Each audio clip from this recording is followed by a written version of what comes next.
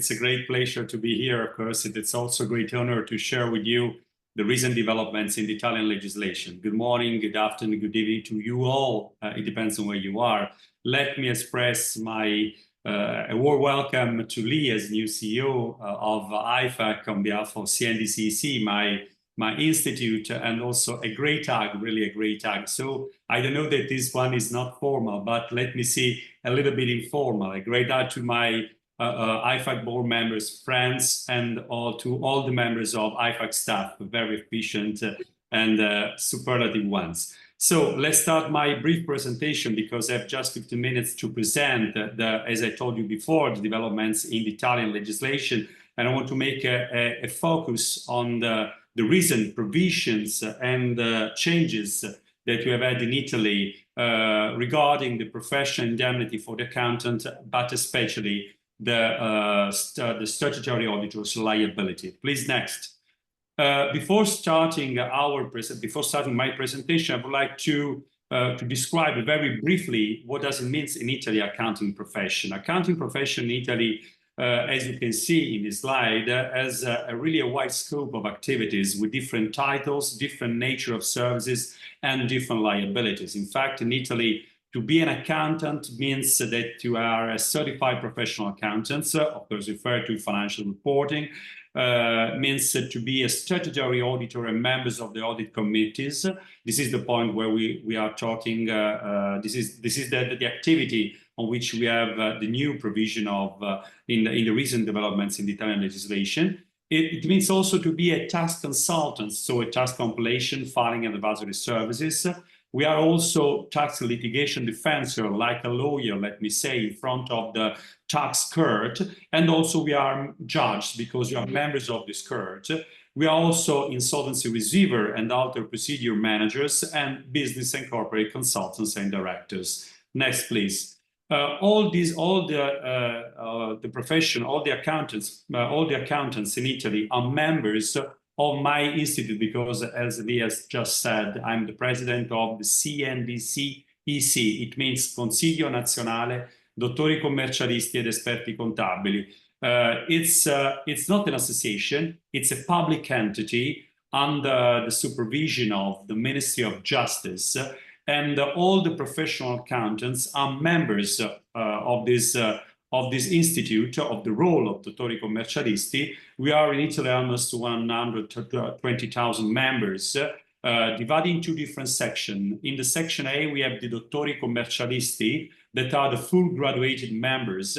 In section B, we have the Esperti Contabili, that are the short degree members. In Italy, we have two different kind of degrees. 3 years terms degrees is a short degree and are Esperti Contabili. Full graduation is 3+2 and are Dottori Commercialisti. They, of course, after university have to hold also a state examination to aspiring to be a professional accountant, so a member of our institute. So it's a very complicated path to become a member of our institute for younger.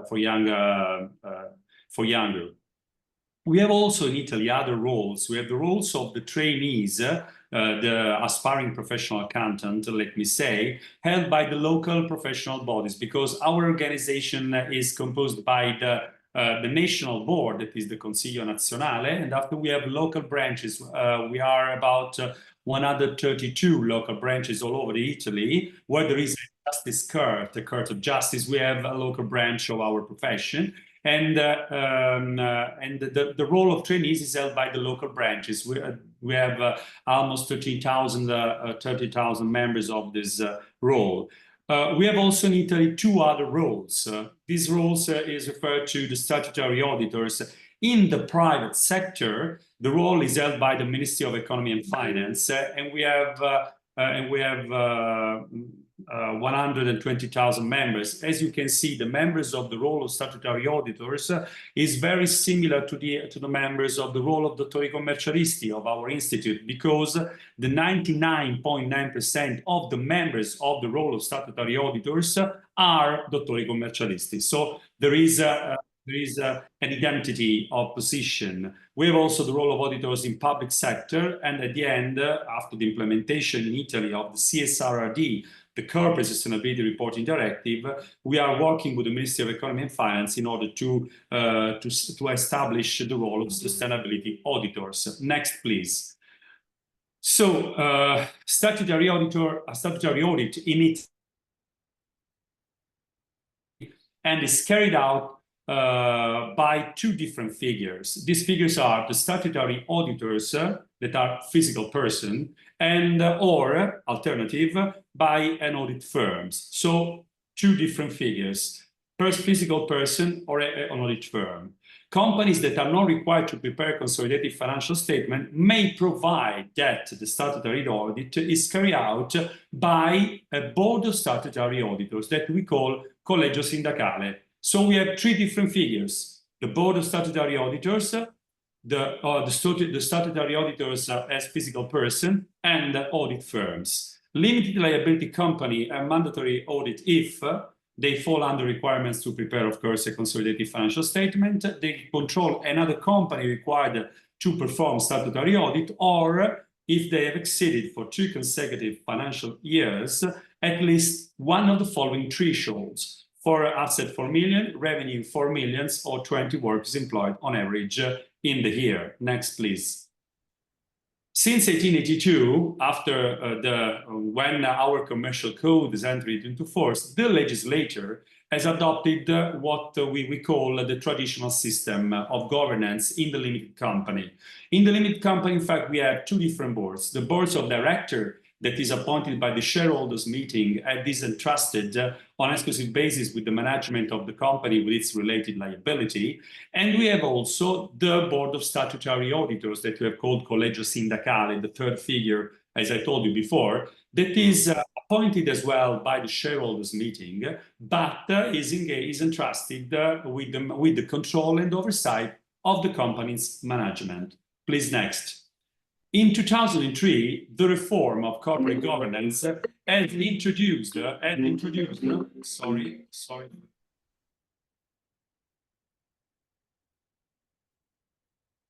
You're on. Elbano, we've lost your audio. Yeah. Governance has introduced other two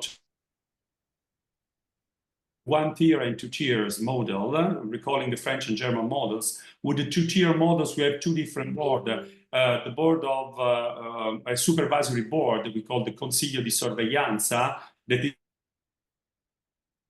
management activity, and another board that is entrusted with the management.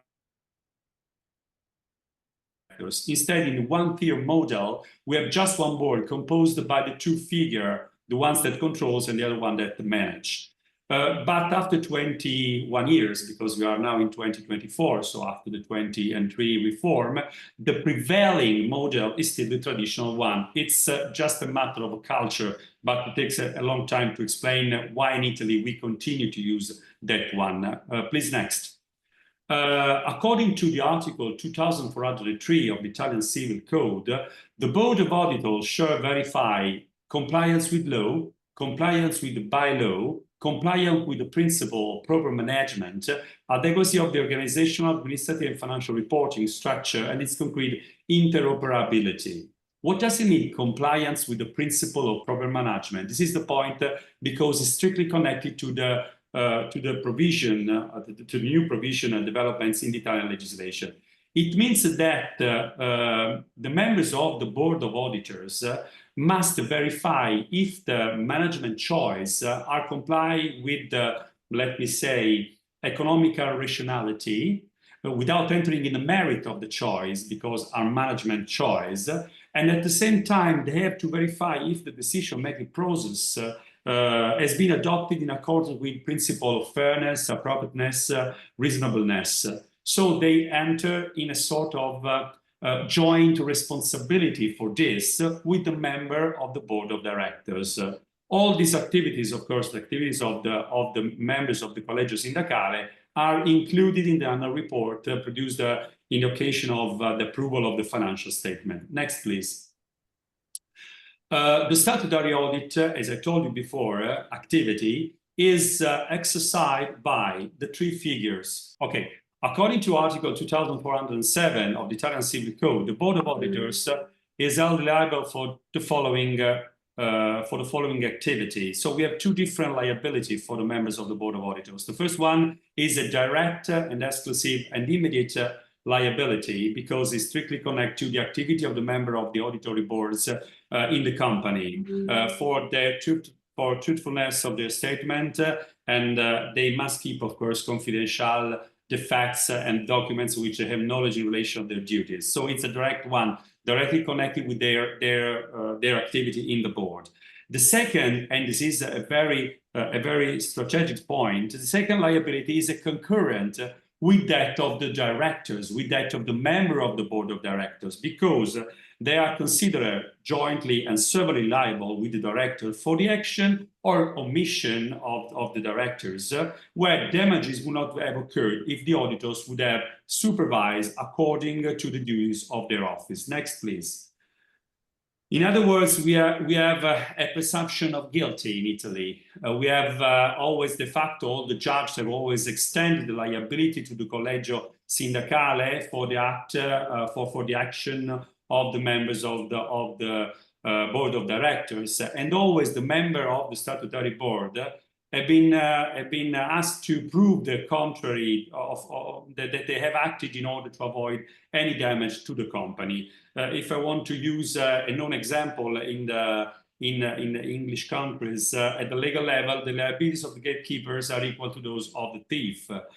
We have recorded in many years, the distorting use of liability action by receivers attracted by the insurance coverage of our colleagues, and after years and years of litigation, frequently result in settlements of amounts much smaller than the initial claims made by the receivers, with destructive effects on the reputation of our colleagues. I'm of course speaking of the members of the statutory board.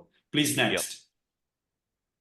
Yep. So in Italy, we have an axioma that they must have known, there is a presumption, let me say, of the members. So all the members of the statutory board, they needed to prove that they have adopted any possible mean. You can imagine how difficult it is to prove after years exposed, after years of distance, that you have done everything to avoid the risk or to avoid the damage to the company. Next, please. On May 29, 2024, the Camera dei Deputati, that is one branch of our Italian Parliament, has unanimously approved a law proposal modifying the regime of liability of the board of statutory auditors in limited companies. The proposed changes are really important, the provision and the changes are really considerable, and the law proposal has been supported by the government at all, by the Prime Minister Giorgia Meloni in person, and strongly encouraged by CNDCEC. In fact, after years of continued debate on this topic, we have put an answer to the clear anomaly characterized the legal treatment of the civil liability. Next, please. Which is, in this law proposal, we have decided to introduce a cap to the, of course, to the risk of and to the remuneration received by, of course, to the remuneration received by all the stakeholders of the company, and we have also changed the axioma of co-obligation between the members of the board and the members of the statutory board. Next, please. In fact, in the new, let me say, in the new Article 2407, we have now two legal brackets to define the liability. For remuneration up to 10,000 euros, the compensation will be 15 times the remuneration. With the remuneration between 10,000 euros to 50,000 euros, we have a compensation of 12 times of the remuneration. And for the remuneration more than 50,000 euros, we have a compensation 10 times the remuneration. Which is the effect of the brackets? The effect of brackets is, first of all, that with this cap, all the auditors are, of course, well informed about which is the risk in which they incur, and of course this is a direct effect on the on the insurance coverage and on the cost of the insurance coverage. And also they are able to plan the risk, also respect their personal assets, because with the previous 2407 article of the Civil Code, as I told you before, our responsibility was without any limit, was of course with all our personal assets. Next, please. 12 days ago, we had another very important